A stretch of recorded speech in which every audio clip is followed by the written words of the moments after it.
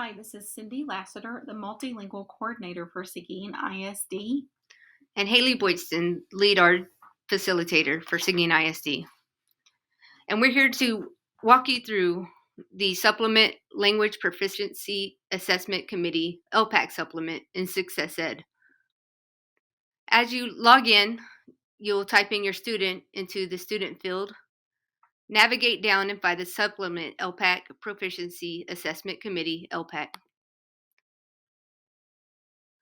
Once it's in the drop-down field, click New Draft. Here you'll find all your student demographics will pre-populate.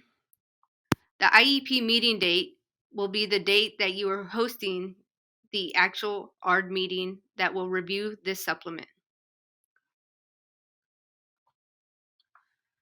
The LPAC meeting date, we will use the last end of year LPAC held for this student. This information is found in Elevation under the Students LPAC tab. Entry documentation. Does the student meet the eligibility for ELL? Click Yes. Please leave the language of instruction box empty. Under Texas English Language Proficiency Assessment or TELPAS, special education case managers will need to collaborate with their campus LPAC representatives to obtain the scores from the last administration of TELPAS that the student took. You will need to enter the most recent TELPAS scores in this section. The scores should include listening, speaking, reading, writing, and the composite score, unless there have been modifications made to the student's previous LPAC supplement or the student has met criteria to reclassify. Under instructional interventions, linguistic accommodations used during instruction, use the 3 dots or ellipsis box to choose the accommodations. Choose all that apply. Upon completion of this section, the chosen accommodations will appear in the text box. The linguistic accommodations are chosen in the LPAC supplement. These accommodations must be reflected in the student's instructional and state accommodations that are recorded in Elevation. As a reminder, be mindful to choose accommodations that the student will use routinely, independently, and effectively during classroom instruction. In the next section, titled Served in Special Programs, use the 3 dots and choose any additional programs in which the student participates.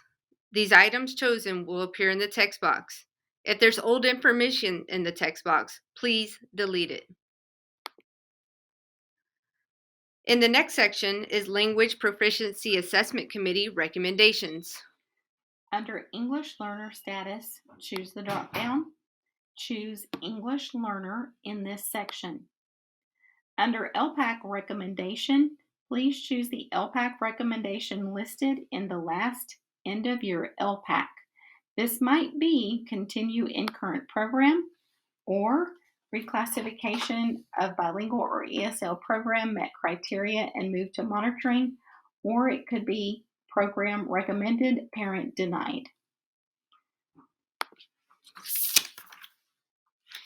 In the text box labeled Other, this could be for any additional notes or recommendations you would like to make. If there's already information from a previous meeting, please delete this information. Proposed ELL exit criteria section. There is a need to modify the Texas ELL criteria, yes or no. The question that should be asked by the LPAC representative at this point during the ARD is, will the student's disability impact their capacity to acquire language in the domains of listening, speaking, reading, or writing? Determine the domain, if there is one, and discuss to what extent that disability will limit language acquisition. Students in kindergarten and first grade will not have the opportunity to have reclassification criteria modified. If after this discussion the answer is yes, the reclassification or exit criteria should be modified. Click Yes And then, in the text box, explain the justification for the decision in regards to the impact of the disability on the specified language domain. The statement, if yes, select appropriate assessment instruments, refers to the choices below in the text box. In this text box, you'll identify your justifications as why the LPAC ARD is deeming that the student is in need of the modified exit criteria.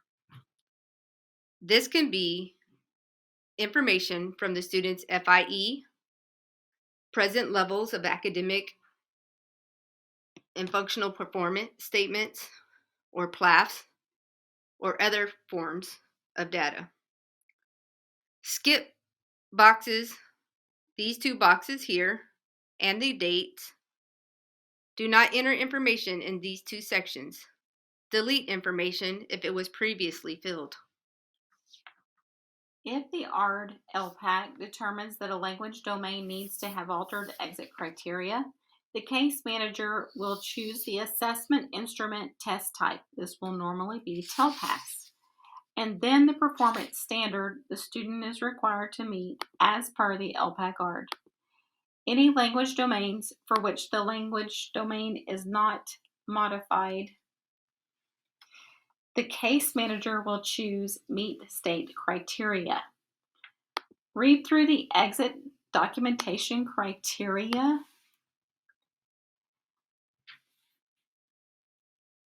to verify the programs the student previously participated in. If the information is not contained in this section, you will add records for the language program that the student participates in. For instance, if the student is in a two-way bilingual program, that information would need to be entered here.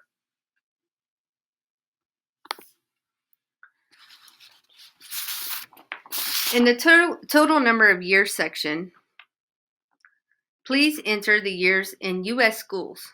We begin counting years in U.S. schools at first grade.